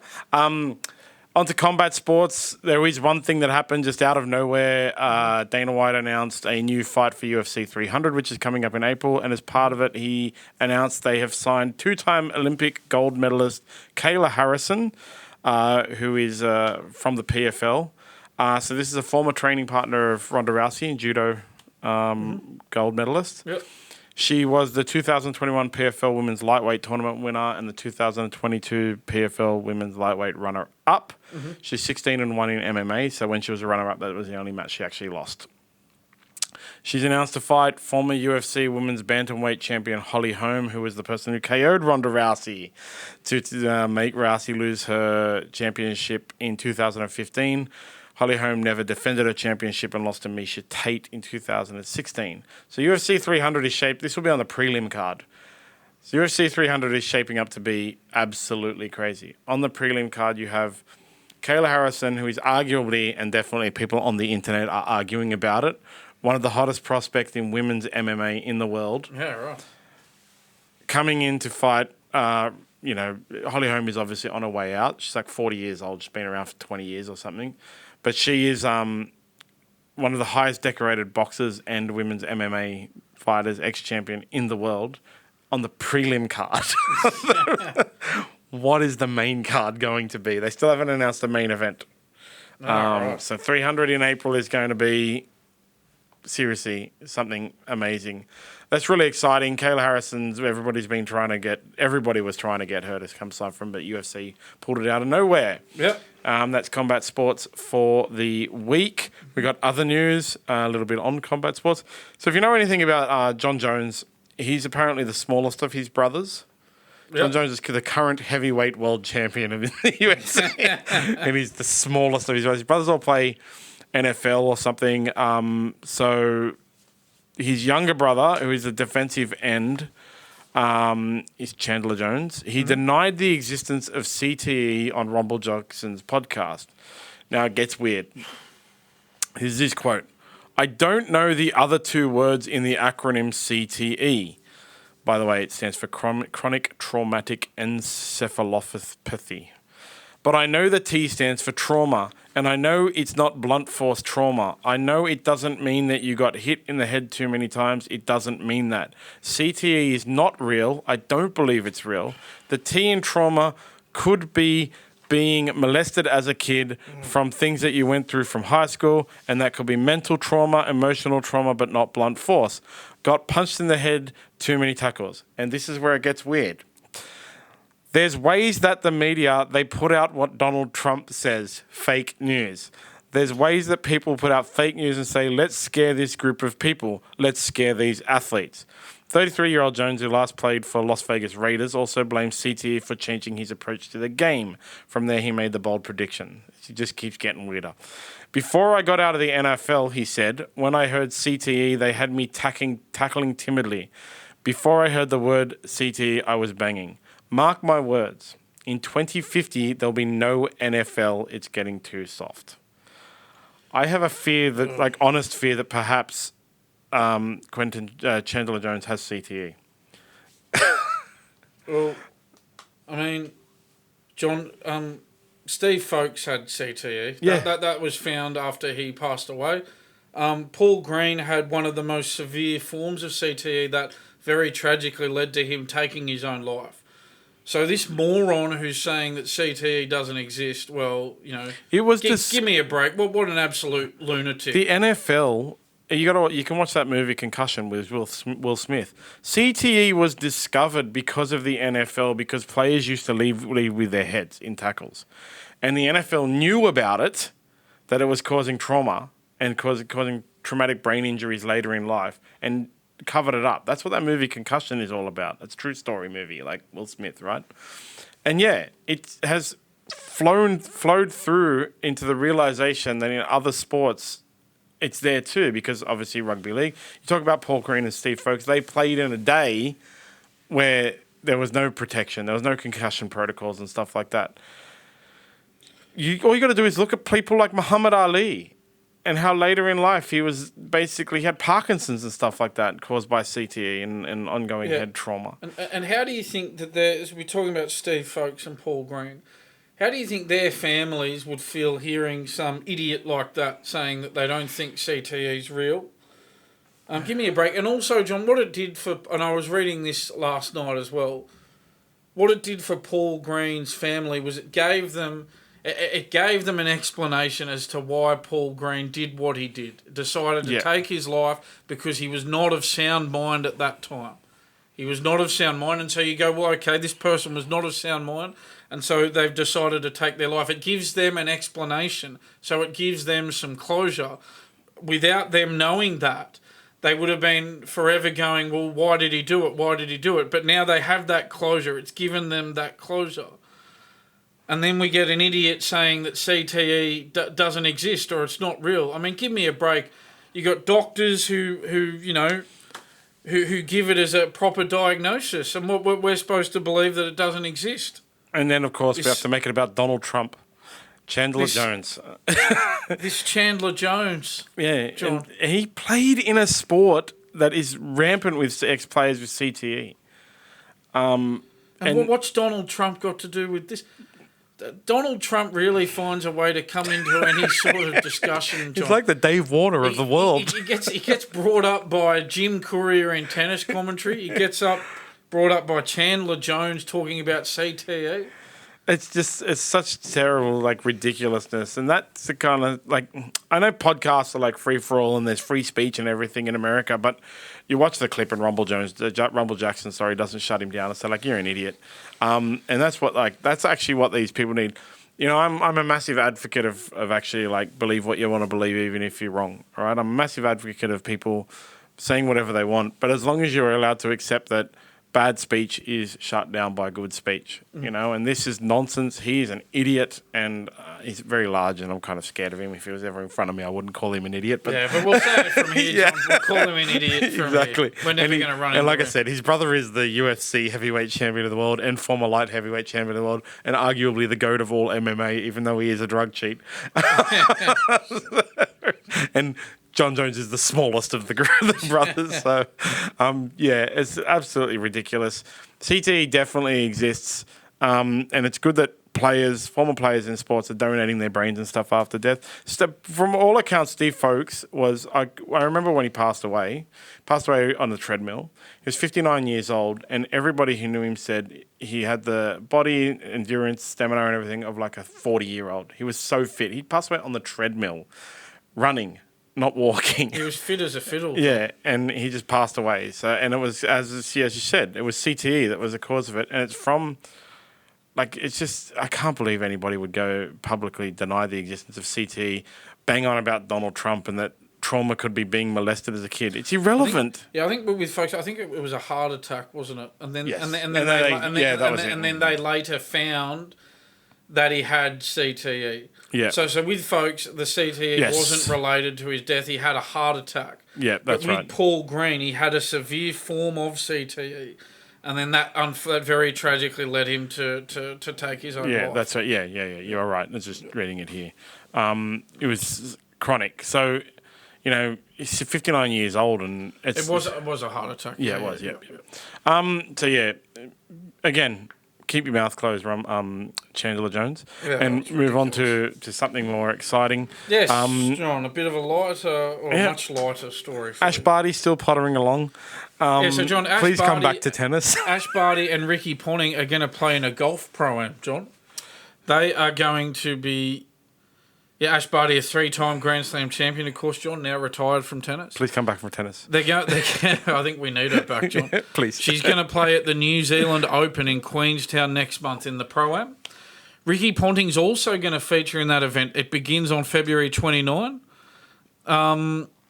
So there you go, John. I'm not sure if it'll be televised in Australia or not, but if it is, you'll be able to see Ash Barty and Ricky Ponting playing golf. It always amazes me how many sports stars are just like really good at golf. Like apparently Breathen Astor is basically a professional. Yeah, he's a really good golfer, John. It must be an easy sport. It's not. It's so hard. I love golf, but it's so hard, and I'm so bad at it. The golf course and me don't agree. The best thing about golf is when they have the person driving around with a golf cart giving you beers, though. Just yeah. Yeah, that's all right. When you have beers and and then so. As everyone should be aware, it seems like everyone in Australia is aware, the Matildas have their second Olympic qualifier at Marvel Stadium on the 28th of February. The tickets are already sold out. Around 55,000 tickets have been sold already. Very quick sales. So their first Olympic qualifier will be in Uzbekistan, the Stadium TBC, a little bit disturbing. But their second one will be in Melbourne, and it doesn't fall on the day of a Taylor Swift concert. Taylor Swift I think she's in Sydney that day. It's good to know that Taylor Swift isn't getting in the way of the Matildas. Yeah, exactly. So that's it for other sports news for now. On to our social media blower-uppers for the week. One day I'm going to get it right. Our social media blower-uppers for the week. We've had a few, John. Yes. So we just had one live as well, so we'll get to that one too. Ian Wilson on the most overrated player. He said, bring back the fat. Whatever happened? Are they closed down the footy show? So, what's Fatty doing now? I think he's still commentating with Channel 9, John. I'm pretty sure he's moved up to Queensland and he commentates on the Queensland teams up there. Yeah. Okay. Cool. He's a really good commentator, John. Yeah. Calls it as he sees it. One guy that I always liked. Yeah. Even though I didn't really like the footy show humour, I always like Fatty. So yeah, bring back the fat. He can come and join us if he wants. I think that the problem with the footy show, John, was I just think that they didn't give strong opinions enough. It was too lovey-dovey. It was too, everyone's a good player, everyone's a good bloke. And people are just not interested. And the whole PC, you know, the PC police killed it. Much like more like the Sunday roast and the Sunday footy show because of that reason. Like I would always, when the Thursday footy show would be doing their skits, I would always just be like, just go back and talk about the footy. So yeah, bring back the fat indeed. Dave Eden on the most overrated player said, would like to see these two hold the tackle bags for KP. Who's KP? You're not going to be seeing it, Dave. So who's KP? Is it Kalen Ponga? I'm guessing. I can't think of any other KP. Dude, I'd hold the tackle bag for anyone, to be honest. I keep saying I do jiu-jitsu. I have rolled with professional or rugby league players. I have been dominated by and dominated some, so I'd hold a tackle bag. It's all about how you set yourself. Like I said, when whoever it was at the Bulldogs that had to do his 14 rounds of wrestling, I've done that many times. I'm down. Pete Lijewski 4553 on the West Tigers preview. Again, this one keeps getting hammered. I think West Tigers fans are quite passionate. I think you've put your methadone meeting up by accident, guys. Wishing you the best, but your podcast needs a hell of a lot of work. You don't know who the hooker is. I didn't know who the hooker was. I asked, and Dan knew off the top of his head. Oh, right. That's what happened. Right. I was like, who's the hooker for the Tigers again? You said Appy Coruscant. Yeah. So we did know. So it's not right. And then Vic Sophios 5892 on the West Tigers preview said, didn't know who the hooker was, just the captain of the side. Is he the captain of the side? I don't know who the captain of the side, because my friend Benji Marshall's there now. So do you not know that everything has changed at the Tigers? And again, we just addressed that. Riley O, come back again. Great show. Cheers. He loved the Canterbury Bulldogs preview. Yeah, I actually saw that comment. I saw you responded to that. And I thought, seeing as we had a couple of people having a go at us, I'd put a little positive comment in there. So thanks, Riley O. Good man. Very positive commenter, John. Yep. Mick Finley on the most overrated player said, how is DCE great if he loses more games than he wins? Top 4 once in 10 years, top 8 3 times in 9 years, halfbacks are judged on results and winning. Yes. Ben Hunt we judge quite harshly because he's a prime player, key player, a halfback that doesn't take his team to the top. I mean, DCE has won a premiership as halfback in the NRL. Is it just one? Yes. He won the 2011 premiership with Manly. DCE was the halfback. That was his first season in the NRL, and he won a premiership. He's also won Origins. He hasn't won one since, John, but premierships are that hard to win. As I say, he's won a premiership as an NRL halfback. When was the last time Manly win a premiership? Can I really... Oh, Manly, that was their last premiership, 2011. But can you know what I mean, John? Like, he's having a go at DCE. Yeah. I mean... That's the thing, John. It is only one player. Can I just say... He, top 4 once in 10 years, top 8 3 times in 9 years. But I guess in defence of DCE, Manly tie up so much of their salary cap in a few players. Tom Trbojevic is the main, or the other one who a lot of their money's tied up in, and Jake Trbojevic. So DCE isn't in charge of Manly's salary cap. He doesn't manage Manly's salary cap because they invest so much in Tom Trbojevic. When Tom Trbojevic gets injured, it makes it very difficult for Manly because they have no depth, because most of their salary cap's tied up in a few players. So I think for that reason, it's harsh to criticise DCE a lot because Tom Trbojevic just has not got on the field enough, John. And even considering that DCE still, as I've said, has an NRL premiership to his name as a halfback. So I think it's harsh to be bagging DCE. John. I think you can actually, also, you should also look at the negative statistics and see Manly haven't won a wooden spoon. They're always thereabouts. They've been in the top 8, even you have it here, in the past 10 years. Once in the top 4, 3 times in the top 8. So in the past 10 years, they've been in the top 8 4 times. I believe that's what you're saying, which is a lot more than teams like the Dragons. So I gotta say... Ben Hunt's never won a premiership as a halfback. No, he lost one. Lots of halfbacks...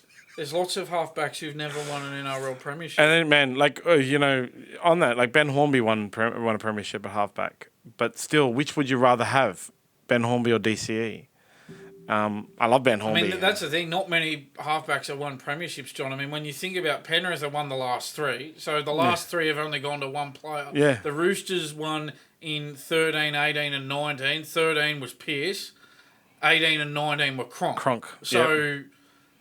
There haven't been a lot of premierships to go around. Then when you think about how many premierships Melbourne won that just went to Cronk, there haven't been a lot of premierships shared around the halfbacks. Man, Cooper Cronk's taken a lot of premierships, actually. That's the thing. So when you think about it like that, you can count on one hand just about the premierships that have gone to halfbacks in the last 10 or 15 years. Yeah, since 2011, when Manly won their last one. So, I think, and like I said, he's actually still over... Nathan Cleary. Nathan Cleary is the son, yep. Over Nathan Cleary, DCE is the first choice halfback for Australia. And even though a lot of people would pick Cleary over him, DCE goes out in there and does a job, although he did get smashed in that Pacific Cup. So I think his job is over. Jason Hill, thanks. Thanks for McFinley for the comment, but I just think you're wrong there, man. Jason Hill, the most overrated player. What experience do these guys have to pass such harsh judgment on professional athletes? Okay, man. It's all well and good to have opinions, but being so aggressive in portraying their opinions is way over the top, in my opinion, and something these guys should really consider when delivering their opinions on social media. It's also pretty pathetic criticizing the players the way you do on a public forum based on nothing more than your opinion. If you dish out vicious opinions on social media in regards to things in which people are passionate about, don't be precious and defensive when the public returns serve. Okay, we've gone over the experience. One day we're going to record a video where it's just so social media manager can just post that video in response to that question every time. Yeah, I mean, John, if we just... I'm not aggressive. John, we could... I don't think that we're aggressive. No. I think we're fair. I think, as I say a million times, credit where it's due, criticism where it's due. That's what we're about on here. John, you and I could sit here for the 2 hours we do the podcast for and just say everything's great and... The world's a great place, and we could sing songs under a rainbow and eat fairy floss all we want. We could do that, John, but it wouldn't be very entertaining for our audience, would it? Our top 8 ladder for the year could have featured for the 5 clubs that we've already been. We could have put them all at number 1. And we could have said the Dolphins have the best team on paper, and next week whoever's next has the best team on paper. So Jason Hill, if you don't like how we're doing it, that's fine. Go watch the Sunday Footy Show where they say everything's great, everyone's great, and never have a strong opinion on anything. So I actually, in response to that as well, I have this honourable mentioned. There's a couple of videos doing the rounds on TikTok of you defending Pat Cash and mentioning how he is the great 1987 Wimbledon champion. And criticising Nick Curios's over-the-top criticism of Pat Cash. Yes. And then also this other one of you talking about Novak Djokovic thriving on the crowd getting into him. Okay. Both of these they've had like thousands of views and hundreds of likes. Okay, so should I maybe get on TikTok and have a look at this? It's great, man. TikTok doesn't get a lot of comments because there's way too many comment bots on TikTok. Right. But I was going through the TikTok with our social media manager the other day, and he pointed out, like, have a look at these videos that are getting more looks than any videos. Because what I do, John, to be honest, is I watch us on YouTube and I'm on Instagram and I like our Instagrams. So if I'm going to branch out into another platform, is TikTok the one? Yeah, if you want to see a lot of naked women. Okay. All right, TikTok it is then. I do want to see a lot of naked women. And then live, we just got a comment. One day we'll do a live event and you guys can abuse us in live. Tim Duncan 4541 on the Bulldogs season preview. So this is a new one. Like straight up right now, we just got it 3 minutes ago. This is the one you were talking about. It was actually 30 minutes ago, but YouTube doesn't update live. You could create 10 different Bulldog side combinations in 2024. Such is the versatility of the new recruits. But in the end, you need to start with 17 from watching the 2 trials and general training. I see Blake Taff at fullback and Drew Hutchison at halfback for round 1. Yeah, fair enough. That's a fair enough view, John. That was one of the things that we discussed because the thing with Stephen Crichton being most people's fullback is he's on fullback money, not centre money. And so that's why Blake Taff is missing out and a lot of people's first 17 for the Bulldogs, actually. Drew Hutchison at halfback, I see no problem with that at all. I think I mentioned that in that video.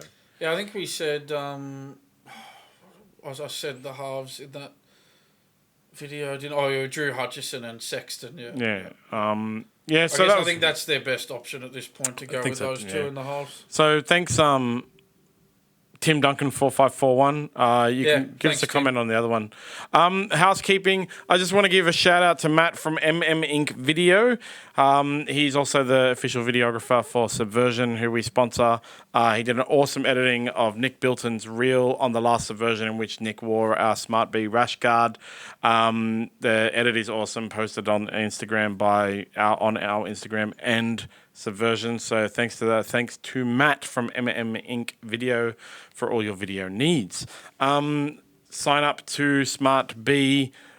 You've got a few hours left, so by the time this goes live, you'll have missed it. But the Corporate Box competition is still live until the end of today. We'll announce it on Monday who the winner is. Sign up for the tip of the day, which placed today. So I won myself $1.22, I think was what I won. Rolling in the cash. Yeah, just going, man. I started with 10 right now. Like I did lose all my money because I went over the top on tips, actually, on the tips. I don't really know how to punt on horses. That's the problem. Okay, so if you're just going to follow the tip of the day, just follow the tip of the day. Don't branch out into other tips. Okay, we need that tip of the day, John. Yeah, you'll be able to go and enjoy your long weekend. With my $1.22. Like but yeah, I put another 10 in, and now I'm up by $4.76. I believe I'm up. I haven't lost money since. So. Corporate Box competition, you and 17 mates, and don't forget and you can also win tickets to Subversion, the best jiu-jitsu competition or event in Australia. SmartB racing update with Bryce and Lewis will start next week. Okay, so it's coming up, John. Yep, definitely. Every Friday that'll be posted. They are looking for some topics to discuss every week. So if anyone has any suggestions, shoot them in. So you get us Monday, Thursday, and then Friday. Yep, exactly. That's good, John. And then follow SmartB App on social media, at SmartB App on all the social medias. And we'll see everyone after the long weekend. Happy Australia Day, Dan. Thanks, John. You too, mate. Looking forward to the Australian Open Finals weekend. Should be Storm. Storm. And happy Australia Day to you, producer John.